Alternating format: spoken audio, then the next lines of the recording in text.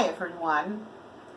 Those of you who've been with me to prepare the dough for my challah baking know that at this stage, as I am now, the first rise has already happened, and I am now preparing for the high holy days, and I make round chalot. So I wanted to show you how I braid and how I prepare. I'm going to show you three ways how to prepare. So I've already divided my dough into three. Okay, this is not exact, so one of them is a little bit smaller, but I'm not going to worry about it. So I'm going to begin with the first one. The first one is going to be a lattice shape, and so I'm going to divide it into four. Use my eye. I used to measure everything, but now I'm kind of okay with it. And if you're anything like me, it's not going to be exact, and that's fine, because Jewish mother's kitchen, it's fine. So right now I am making the four pieces, and I'm going to try and make it as long as possible. Okay, so at this point I'm going to pause, and I don't know if I can pause on this. Can we pause? So maybe you just stuck with me making all four. I'm making a video upload for YouTube for the first time. So you're going to have to bear with me. I don't know how to pause. And you can pause? Okay, guys, now I have four. Terribly uneven, but we're not going to worry about it. Two are going to remain vertical, and I'm going to put one over and one under. So I'm going to create some kind of lattice right here. And this one's going to be over and this one's going to be under. So this is what's going to be. Now, this is my most complicated design, so I began with it, okay? So I'm going to stretch these a little bit more. And be loose with your work, and enjoy it. So here goes. You bring the under. On each quarter we work separately. So we're going to do this first. Then we go to the next under and do that. The next under and do that. And here is my fourth one. Okay? So I know you can go the other way also, but wherever I began, okay, we're going to work again, but we're going to go the other way. So we're going to go under, over, under, over, under, over, and under, over. Great. The third one's going to be a little bit of a stretch and a tuck. So we're going to go over and over,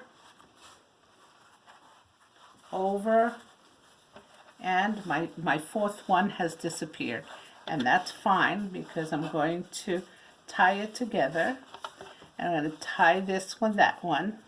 Looks like a funny turtle, right? But that's okay. I want to make sure they don't fall apart, and tied together I'm going to tuck it in. So tuck it in. You can certainly combine and not make three chalot and make this larger if you want. But now that I've tucked under, it kind of gives it a round effect, and it bakes very nicely. So that's one. My next one is going to be a regular braid. So I'm going to just cut that into three.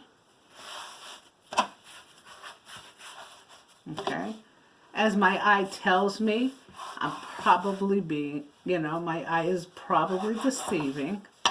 This one's definitely bigger than the other, so we'll give them a little bit more to here. Make it as even as I possibly can. Okay. And so again, we make three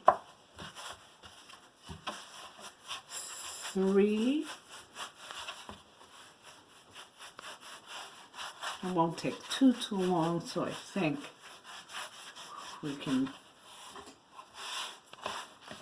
And if you can tell, I'm flattening out and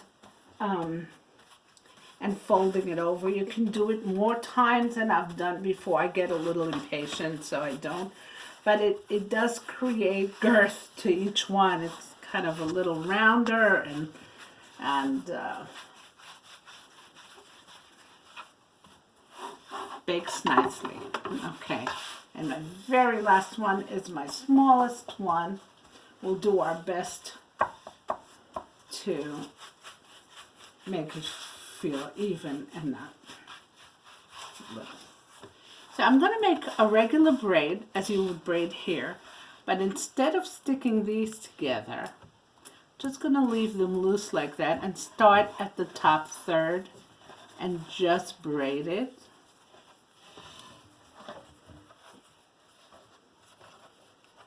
Going to go back here and finish the braiding. Obviously it goes under, not over, because it's the opposite side.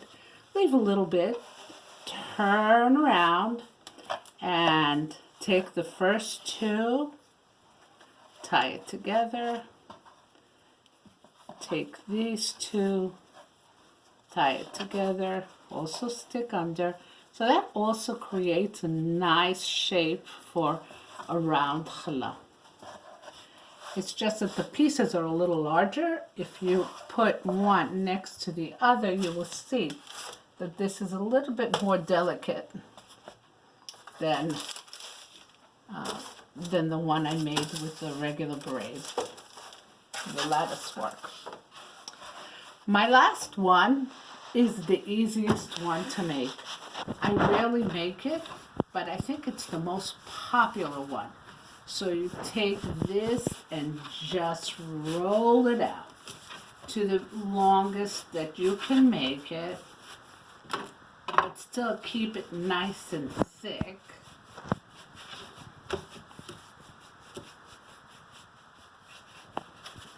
Nice and thick. Maybe it could go a little bit more, a little bit longer. And as you do this now, you just roll it into itself.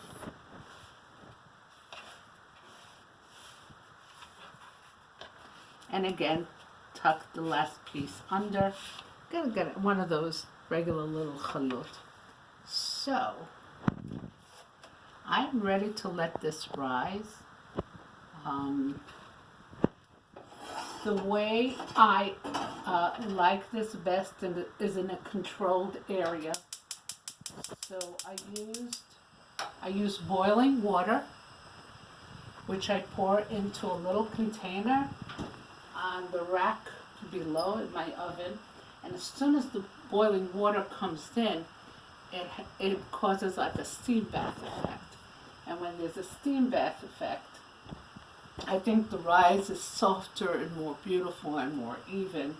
So I should have started the water a little before, but I'll wait patiently and we can pause it until it does. So the water has just boiled and we're ready to put it in. I'm going to give the camera back. And then I will pour the water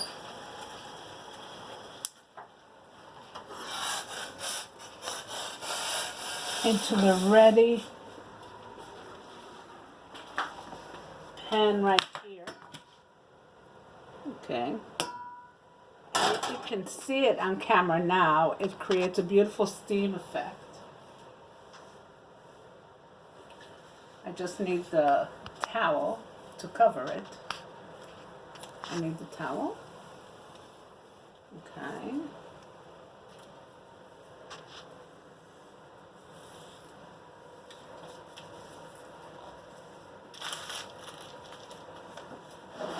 And it is going into ride for 45 minutes. No. Okay, sorry about that. So, we're in for a second rise. I will try to pause this video while it's rising. We'll see if not, if it doesn't work for me, I'll just make another video. Thank you, and I hope this helped you prepare for your challah making for Rosh Hashanah.